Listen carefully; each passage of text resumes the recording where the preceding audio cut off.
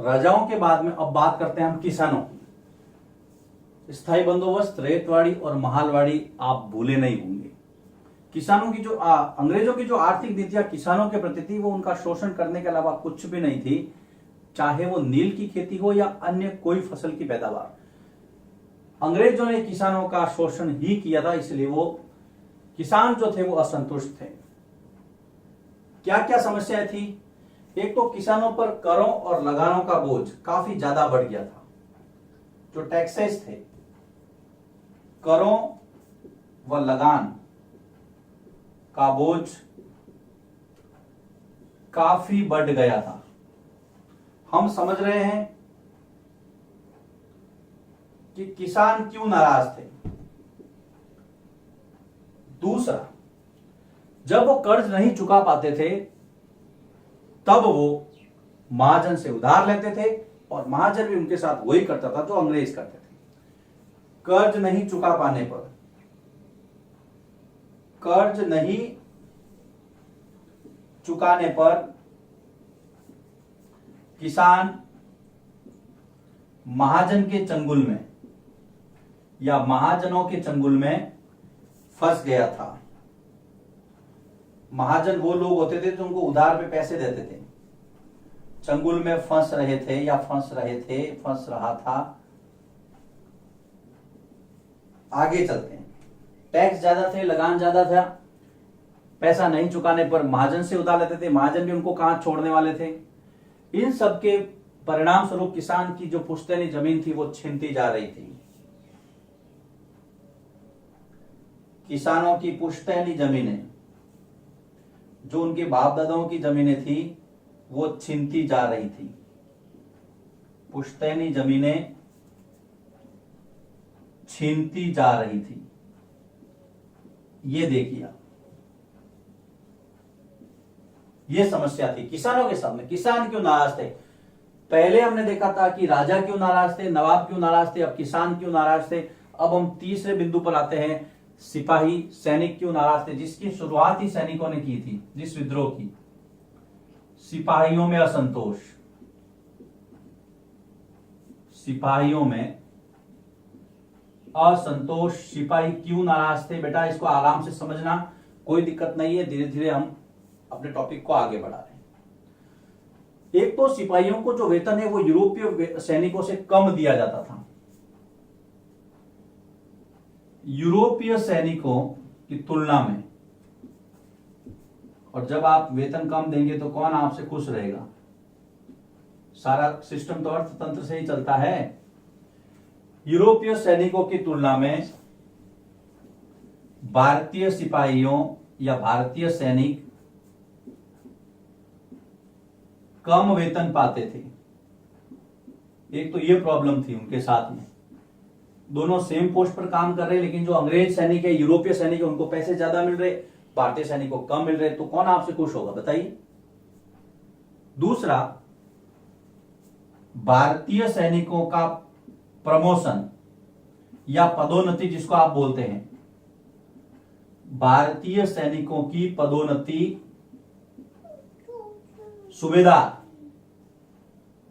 सूबेदार के पद से अधिक नहीं होती थी। सूबेदार से उच्च पद पर नहीं होती थी। यह भी भेदभाव ही था। अंग्रेजी जो सैनिक था, यूरोपीय सैनिक था, वो सूबेदार से भी ऊपर के पद पा सकता था, लेकिन इंडिया के साथ ऐसा नहीं था, भारतीय सैनिकों के साथ ऐसा नहीं था।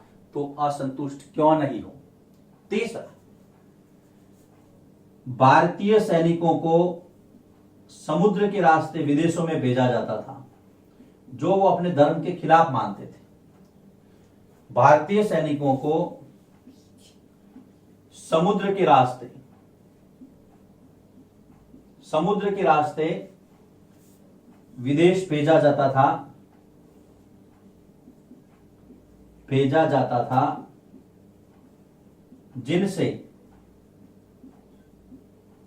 जिनसे भारतीय सैनिकों की धार्मिक भावनाएं आहत होती थी, जिनसे इनकी धार्मिक भावनाएं आहत होती थी, मतलब उनको दुख पहुंचता था। वो ये मानते थे कि हम समुद्र के रास्ते विदेश में नहीं जाएंगे। और इसके साथ में एक और प्रॉब्लम थी, उनको भेजा जाता था और इनको भत्ता भी नहीं दिया जाता था, जो अतिरिक्त पैसा उनको मिलना चाहिए वो नहीं दिया जाता था। तो ये समस्या थी। अब ये जो सिस्टम था, जब सैनिकों ने मना कर दिया तो इसको क्या किया, 1856 में कानून बना करके अनिवार्य कर दिया गया था। 1856 में कानून द्वारा अनिवार्य कर दिया गया कि आपको जाना ही पड़ेगा। तो फिर आपसे खुश कौन होगा ये बताइए। आगे चलिए, पहला, दूसरा, तीसरा और चौथा, ये मैं सैनिकों की बात बता रहा हूं, फिर मैं इसकी नंबरिंग कर देता हूं। एक तो कठोर प्रशिक्षण दिया जाता था सैनिकों को। भारतीय सेना के जो अधिकतर सैनिक थे, जो भारत के लोग थे, वो ज्यादातर किसान थे। वो युद्ध लड़ते फिर वापस आते अपने परिवार के साथ रहना पसंद करते थे। लेकिन अंग्रेजों ने कहा कि नहीं, अगर सेना में रहना है तो आपको कठोर प्रशिक्षण, जो ट्रेनिंग है वो आपकी होगी, आपकी नियमित सेवा होगी, आपको घर नहीं जाना है। इससे भी ये लोग दुखी थे। सैनिकों में असंतोष की भावना इस कारण से भी पनप रही थी। तो आप यहां लिख सकते हैं कठोर प्रशिक्षण, जो ट्रेनिंग थी वो बहुत हार्ड थी। कठोर प्रशिक्षण और नियमित सेवा, रेगुलर सर्विस के कारण सैनिक अपने घर नहीं आ पाते थे। ये भी उनको दुख था, सैनिक घर नहीं आ पाते थे। ये सैनिकों की प्रॉब्लम थी। अंग्रेजों से राजा क्यों दुखी थे हमने पिछले वीडियो में देखा था। अब इसमें देखिए, मैं नंबरिंग कर देता हूं। किसानों में असंतोष किसकी वजह से था, कर और लगान ज्यादा थे, कर और लगान। दूसरा, कर्ज नहीं चुकाते अगर वो, तो वहां पर महाजन दुखी करते थे। इन सब के परिणाम स्वरूप क्या हुआ, किसानों की जो पुश्तैनी जमीन थी वो छीनती जा रही थी। अपनी जमीन से वो हाथ धो बैठ रहे थे। सारा का सारा अंग्रेज घुसपैठिया हड़प रहा था। सिपाही क्यों नाराज थे, सैनिक, जिसकी शुरुआत ही सैनिकों से हुई थी इस क्रांति की, उसका पहला कारण, एक तो उनको वेतन कम मिलता था। यूरोपीय सैनिकों की तुलना में वेतन बहुत कम दिया जाता था, सैलरी कम थी। उनका प्रमोशन सूबेदार से ऊपर किया नहीं जाता था। उनको समुद्र के रास्ते बाहर भेजा था, जो उनके धर्म विरुद्ध माना जाता था उस समय। लेकिन उसको फिर कानून बनाकर के 1856 में इसको रेगुलर किया गया कि नहीं, आपको जाना ही पड़ेगा। ट्रेनिंग बहुत हार्ड थी, नियमित सेवा थी, अपने घर पे नहीं आ सकते थे सैनिक। इस वजह से भी सैनिक बहुत परेशान थे। फिर वो अंग्रेजों के खिलाफ गए। तो देखिए, यहां पर हमने ये देखा कि किसान और सैनिक क्यों नाराज थे अंग्रेजी सत्ता से, अंग्रेजी हुकूमत से, ईस्ट इंडिया कंपनी के व्यवहार से। आप इसको लिखिए। अब मैं इस टॉपिक को आगे बढ़ाता हूं और हम आगे बात करते हैं अंग्रेजों ने और क्या किया था, क्या कारण थे क्रांति के। क्रांति का अगला कारण है, अंग्रेजों ने कुछ ऐसे सुधार किए थे, कुछ ऐसे कानून बनाए थे जो भारतीयों के धर्म में सीधे सीधे हस्तक्षेप मानते थे, या उनको लगता था कि ये हमारे सामाजिक मामलों में दखल अंदाजी है। हालांकि अंग्रेजों की मानसिकता ये थी कि इससे समाज में सुधार आएगा, लेकिन लोग जो है वो ऐसा नहीं समझ रहे थे। क्या हुआ था देखिए, सती प्रथा और बाल विवाह। सती प्रथा तथा बाल विवाह को रोकने, बाल विवाह को रोकने संबंधी कानून, रोकने संबंधी कानूनों को भारतीय जनता ने अपने सामाजिक जीवन में हस्तक्षेप माना। उन्होंने कहा कि भाई हमारा समाज का मामला है, आप कौन होते हो बोलने वाले। हालांकि हम भी जानते हैं कि ये गलत है, लेकिन हम परिस्थितियां बता रहे हैं आपको, किस कारण से आम जनता भी नाराज हो रही थी। पहली बात ये। दूसरा, अंग्रेजों ने 1833 के चार्टर एक्ट में, 1833 के चार्टर के अनुसार जो कानून बनाया था उन्होंने, 1833 के चार्टर के अनुसार इन्होंने ये कहा कि अंग्रेजों को भारत में ईसाई धर्म अपनाने की छूट मिली, या ईसाई धर्म के प्रसार प्रचार की खुली छूट दी गई या मिली। तो ये भी भारतीयों ने इसको अपना अपमान माना कि ये लोग हमें ईसाई बना रहे हैं, इस तरह से। उसके बाद में देखिए 1850 के बाद 56 के आसपास एक कानून बनाया गया, धार्मिक निर्योग्यता कानून। 1856 के कानून के तहत यदि कोई व्यक्ति ईसाई धर्म अपनाता था, यदि कोई व्यक्ति ईसाई धर्म अपनाए, ईसाई धर्म यानी कि क्रिश्चियन बने, तो उसे अपनी पुश्तैनी जमीन से बेदखल नहीं किया जाएगा, उसके अधिकार बने रहेंगे। ये एक लालच था, बेदखल नहीं किया जाएगा। भारतीयों को ईसाई बनाने का एक सुनियोजित कार्यक्रम अंग्रेजों ने चलाया था। क्या चलाया था? पहले तो छूट दे दी ईसाई धर्म अपनाने की। 33 के चार्टर में आपके सिलेबस में 1830 के बाद लिखा हुआ है, कोई बात नहीं। यहां पर आपके 1850 के बाद में लिखा हुआ है, कोई बात नहीं, मैंने आपको फैक्ट बता दिया है। तो यहां पर देखिए सुधारों और कानूनों पे क्या प्रतिक्रिया थी। पहला आपको लिखना है सती प्रथा और बाल विवाह। हालांकि वो सही था, अंग्रेजों के द्वारा ये काम सही किया गया था, लेकिन फिर भी लोगों ने इसको अपने सामाजिक जीवन में हस्तक्षेप माना था। फिर 33 का कानून बताना है आपको चार्टर में, ईसाई धर्म को फैलाने के लिए खुली छूट दी गई। और 56 के कानून में कहा कि अगर ईसाई धर्म कोई अपनाएगा तो उसको पुश्तैनी जमीन पर उसका अधिकार बना रहेगा। अब हम आते हैं तात्कालिक कारण पर, कि तात्कालिक कारण क्या था। सबसे महत्वपूर्ण तात्कालिक कारण 1857 की क्रांति या संग्राम का जो तात्कालिक कारण था, जिसको हम क्रमांक 5 दे देते, ये चौथा था। लॉर्ड कैनिंग ने ये घोषणा की थी, उस समय गवर्नर जनरल लॉर्ड कैनिंग था। 1856-57 की बात है। कैनिंग ने घोषणा की कि अब आपको एक नई बंदूक दी जा रही है। वो पहले वाली जो बंदूक थी उसका नाम था ब्राउन बेस। ब्राउन बेस के स्थान पर नई बंदूक, जिसका नाम था एनफील्ड। ब्राउन बेस के स्थान पर एनफील्ड बंदूक का इस्तेमाल। अब आप कहोगे सर इससे क्या फर्क पड़ता है, बंदूक तो बंदूक है, चाहे ब्राउन बेस हो या एनफील्ड हो। सैनिकों को यह नई बंदूक दी गई एनफील्ड। इसके अंदर सिस्टम क्या था, मैं यहां पर ले रहा हूं इसको। एनफील्ड बंदूक में कारतूस को प्रयोग से पहले मुंह से काटना पड़ता था या छूना पड़ता था। प्रयोग से पूर्व दांतों से काटना पड़ता था। और यह जानकारी मिली थी कि इस कारतूस के मुंह पर गाय और सूअर की चर्बी लगी थी और उसको आपको दांतों से टच करना है। अब देखिए, गाय जो है वो सनातन हिंदू धर्म के अंदर पवित्र मानी जाती है और सूअर का जो प्रयोग है वो इस्लाम के अंदर वर्जित है। और ज्यादातर सैनिक हिंदू और मुसलमान थे, तो दोनों की जो धार्मिक भावना इससे आहत हो रही थी। यह तात्कालिक कारण था।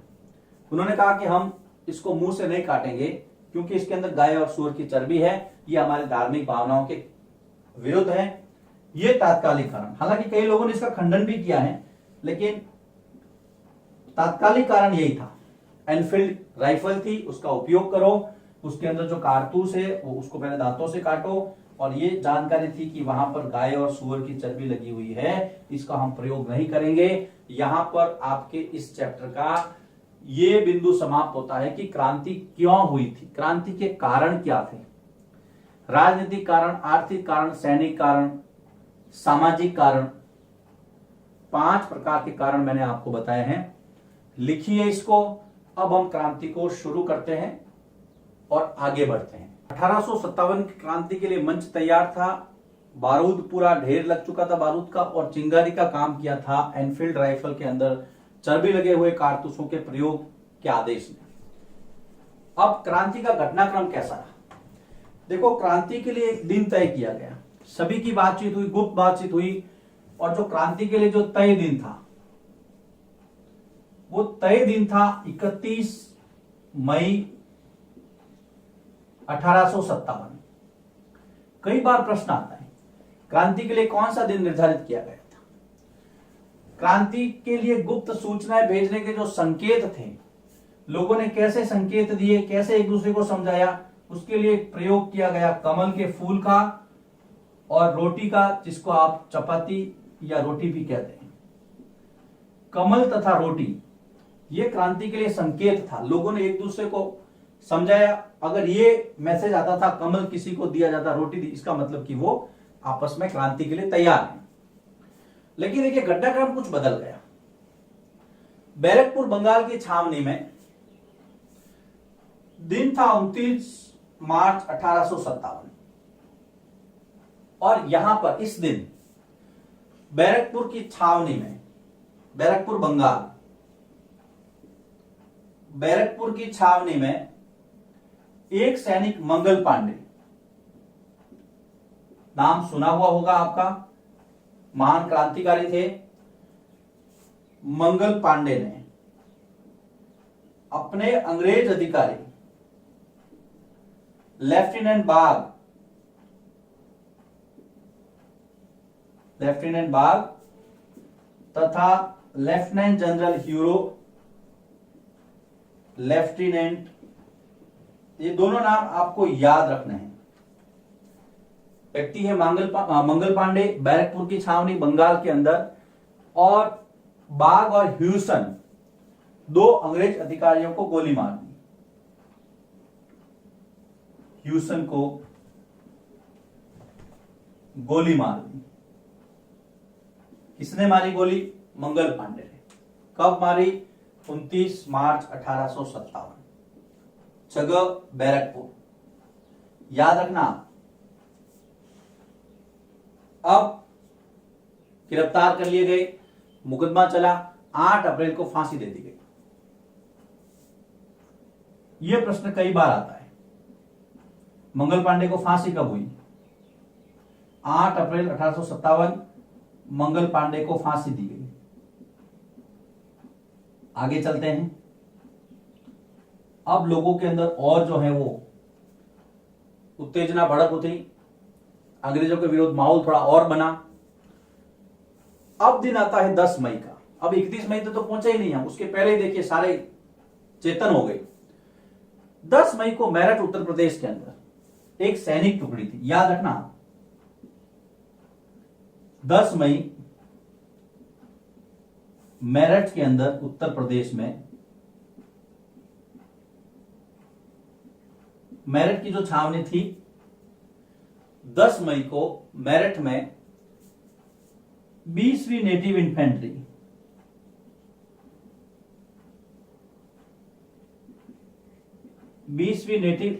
ये सैनिक दस्ता था, सैनिक टुकड़ी थी,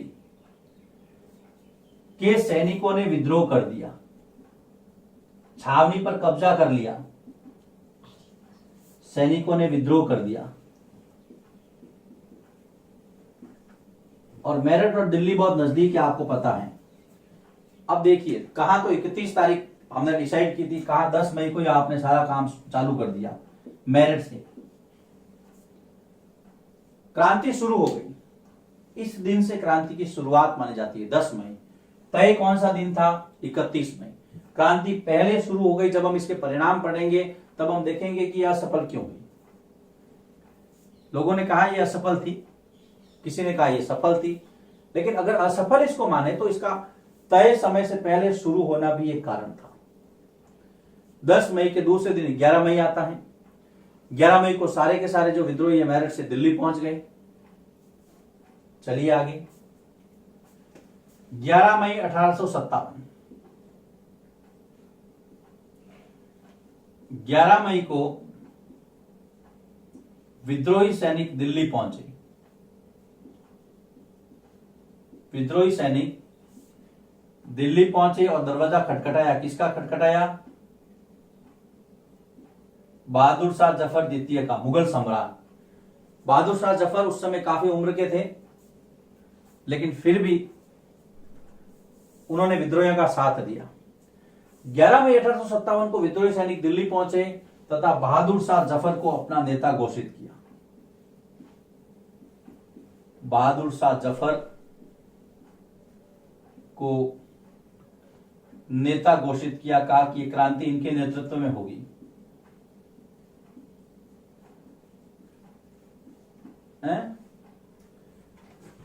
चमक उठी सन 57 में वो तलवार पुरानी थी। सुभद्रा कुमारी चौहान की कुछ पंक्तियां हैं, आप सब जानते हैं। बूढ़े भारत में भी आई फिर से नई जवानी थी, खोई हुई आजादी की कीमत हम सब ने पहचानी थी। चमक उठी सन 57 में वो तलवार पुरानी थी, बुंदेले हरबोलों के मुंह हमने सुनी कहानी थी। खूब लड़ी मर्दानी वो तो झांसी वाली रानी थी। आगे आएगा, ये देखिए। बहादुर शाह जफर नेता बन जाते हैं, उनको नेता घोषित किया जाता है विद्रोहियों की ओर से, जो क्रांतिकारी सैनिक थे उनकी ओर से। अब क्या क्या देखा हमने यहां? मंगल पांडे 29 मार्च को गोलियां मार देते हैं 2 अधिकारियों को। 8 अप्रैल को उनको फांसी हो जाती है। क्रांति के लिए जो तय दिन था वो 31 मई रखा गया था। क्रांति की जो संकेत थे वो कमल और रोटी थे। 10 मई को मेरठ में क्रांति की शुरुआत हो जाती है, ये ध्यान रखना। क्रांति यहां से स्टार्ट हो जाती है, शुरू। 11 को लोग दिल्ली पहुंचते हैं, क्योंकि दिल्ली और मेरठ नजदीक है, और बहादुर शाह जफर को नेता घोषित किया जाता है दिल्ली में। यह बात आप ध्यान रखना। अब देखिए, क्रांति बहुत बड़ी है, किन किन भागों में फैली, कब कब कौन गिरफ्तार हुए, इन सब चीजों में हमें नहीं पढ़ना है। हमें सिलेबस के साथ रहना है। कुछ चीजें हैं जो मैं आपको एक्स्ट्रा बता रहा हूं। अब हम जो सिलेबस में जो टॉपिक दिया है कि बगावत फैलने लगी, उस पर जाएंगे और एक चार्ट बनाएंगे। उस चार्ट में मैं 3 बातें रखूंगा। पहले जगह का नाम, कहां पे क्रांति हुई। दूसरा, नेता का नाम या राजा का नाम या शासक का नाम, जो भी है, उस क्रांति को वहां पर किसने लीड किया।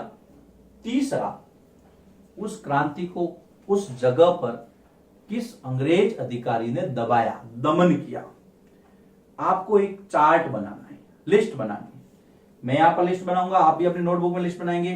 वो लिस्ट आपके बहुत काम आएगी। प्रश्न भी आता है मैथ्स कॉलम में, नॉलेज के लिए भी जरूरी है।